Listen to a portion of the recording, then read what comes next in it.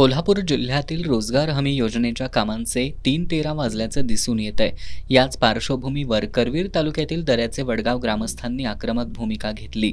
रोजगार हमी योजनेअंतर्गत लाभार्थी शेतकऱ्यांना मदत मिळत नसल्याच्या निषेधार्थ गावकऱ्यांनी करवीर पंचायत समिती कार्यालयावर मोर्चा काढला।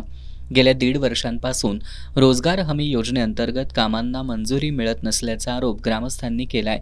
यावेळी गावकऱ्यांनी पंचायत समितीमधील संबंधित कार्यालयातील अधिकाऱ्यांना बाहेर काढून कार्यालयाला टाळं ठोकलं। तसंच ग्रामस्थांनी जोरदार घोषणाबाजी करत अधिकाऱ्यांना जाब विचारला।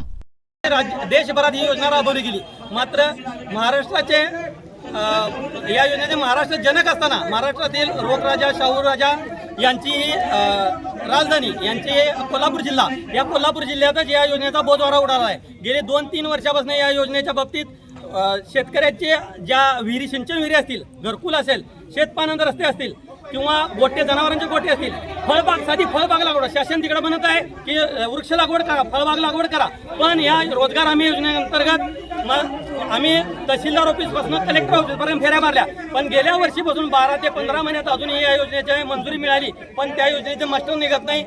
लोकांना मास्टर निघलं तर त्या योजनेचे पैसे मिळत नाहीत। या योजनेचा दृष्टिकोन काय आहे की रोजगार हमी योजनेअंतर्गत 15 दिवसात मागणी काम केलं ग्रामपंचायत की 15 दिवसात काम मिळालं पाहिजे। काम तर मिळतंय, मास्टर निघतंय, 6-6 महिन्यानं मास्टर निघतंय, पण 6-6 महिन्यानं मास्टर निघून त्या लोकांची हजेरी मिळत नाही, त्याचे पैसे मिळत नाहीत, केलेल्या कामाचे पैसे मिळत नाहीत। ते कामाचे पैसे मिळायला 6-6 महिने, वर्ष जाते, मग त्या लोकांनी काम करून खायचं काय?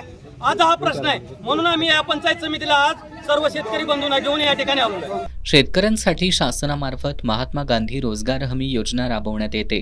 या अंतर्गत घरकुल, सिंचन विहीर, वृक्ष लागवड, जनावरांचे गोठे अशी अनेक कामं होत असतात।